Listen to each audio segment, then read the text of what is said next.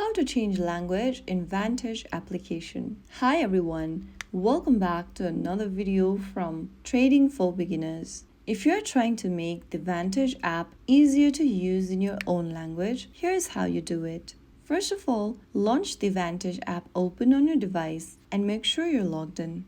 Once you're inside the homepage of Vantage, go to the upper left corner and tap on your profile icon. From your profile section, select the gear icon at the top right. Now, you'll see the language options at the very top. Tap on it and choose a different language you want to change to. Select the one you want to change to and understand the best. And you have changed your display language setting for Vantage. Whenever you want to change your language again, you can repeat the step and select from the list. So that's it. Super simple, isn't it? If you found the video helpful, don't forget to like, share, and subscribe to our channel. I will be back again in the next video. Thank you for watching.